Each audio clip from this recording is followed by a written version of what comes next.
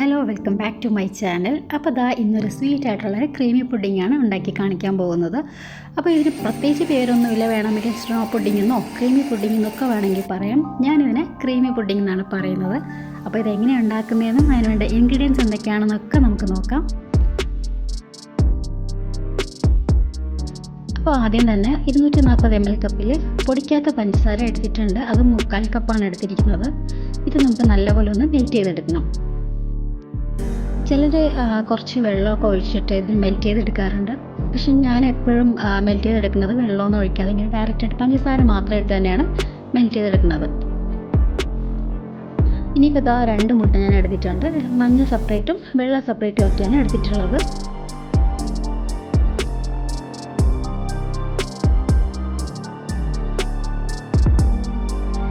ഇനി നമുക്ക് ഈ മുട്ട നല്ലപോലെ ഒരു സ്പൂൺ വെച്ചൊന്ന് നല്ലപോലെ മിക്സ് ചെയ്തൊന്ന് മാറ്റി വയ്ക്കാം. ഞാൻ ഇതുപോലത്തെ ഒരു പാത്രം എടുത്ത് വെച്ചിട്ടുണ്ട്. അപ്പോൾ ഇതിലേക്ക് നമ്മൾ ചൂട് പാലല്ല, തണുത്ത പാല്, അത് 1 ലിറ്റർ പാലാണ് എടുത്തിട്ടുള്ളത്. പശുവും പാലാണ്. അത് നമുക്ക് ഇതുപോലൊരു പാത്രത്തിലേക്ക് ഒഴിച്ചു കൊടുക്കാം. പിന്നെ നേരത്തെ മിക്സ് ചെയ്ത മുട്ടയുടെ മഞ്ഞയില്ലേ, അത് ഇതിലേക്കൊന്ന് ഒഴിച്ചു കൊടുത്ത് നല്ലപോലെ അതും കൂടെ ഒന്ന് മിക്സ് ചെയ്തെടുക്കാം.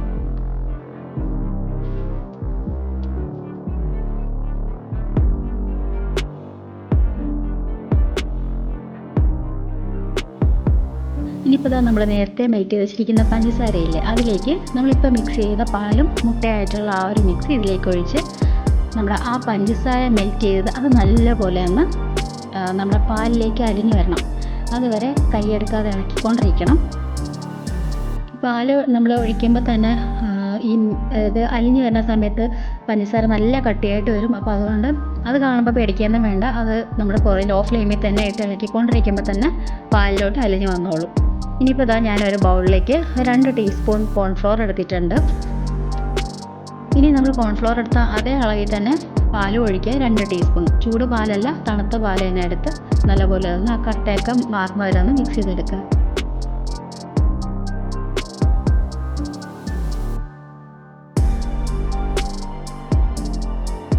ഇനി കോൺഫ്ലവർ മിക്സ് ഈ പാലിലേക്ക് ഒഴിച്ച് നല്ലപോലെ കൈയെടുക്കാതെ ഇളക്കി കൊടുക്കുക. അപ്പം നമ്മുടെ ഈ പാല് കുറച്ച് കട്ടിയായിട്ടിരിക്കാൻ വേണ്ടിയിട്ടാണ് കോൺഫ്ലവർ മിക്സ് ചെയ്ത് കൊടുക്കുന്നത്.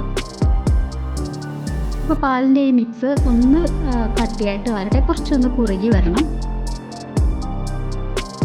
ഈ സമയത്ത് കുറച്ചൊരു ടേസ്റ്റ് കിട്ടാൻ വേണ്ടിയിട്ട് ഒരു 3-4 ഡ്രോപ്സ് വാനില എസൻസ് അതും കൂടെ ഇതിലേക്ക് ഒഴിച്ചു കൊടുത്ത് നല്ലപോലെ അതും കൂടെ ഒന്ന് മിക്സ് ചെയ്തെടുക്കാം.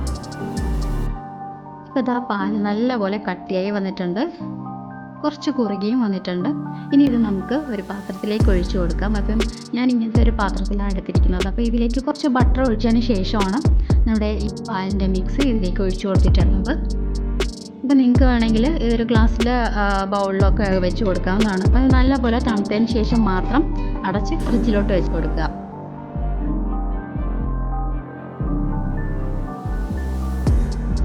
ഞാൻ ആദ്യം പറഞ്ഞതുപോലെ സ്നോ പുഡിംഗ് അല്ലെങ്കിൽ ക്രീമി പുഡിംഗ്. അപ്പോൾ സ്നോ പുഡിംഗ് വരാൻ വേണ്ടിയിട്ടുള്ള കാരണം എന്ന് വെച്ചാൽ നമ്മുടെ ഞാനിപ്പോൾ 2 എഗ്ഗ് എടുത്തിട്ടുണ്ട്. അപ്പോൾ അത് ഇതുപോലെ നല്ലപോലെ ഒന്ന് ബീറ്റ് ചെയ്തെടുക്കുക.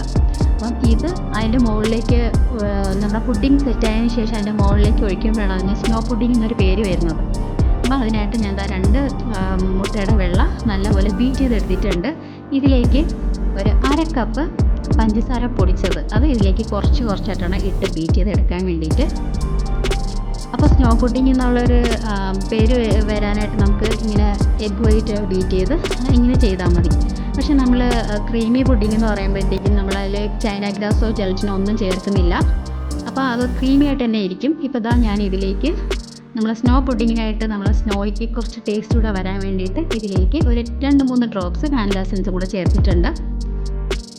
ഇപ്പോൾ നല്ലപോലെ ഇത് സ്റ്റിഫായിട്ട് വന്നിട്ടുണ്ട്. നമ്മൾ ഇങ്ങനെ പാത്രം ഒന്ന് കമഴ്ത്തി പിടിക്കുമ്പോഴൊന്നും വന്നിട്ടില്ല. അപ്പോൾ ഇതാണ് ഇതിൻ്റെ കറക്റ്റ് കൺസിസ്റ്റൻസി.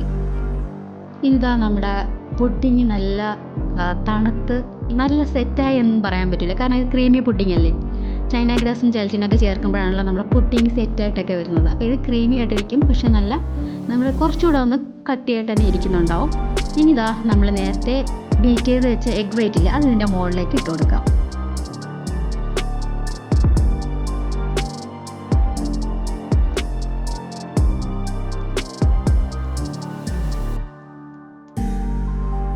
ഇതിൻ്റെ മുകളിലേക്ക് കുറച്ച് കൊക്കോ പൗഡർ ഒരു അരിപ്പയിലേക്ക് ഇട്ട് ഇതുപോലെ ഒന്ന് അരിച്ചിട്ട് കൊടുക്കുക.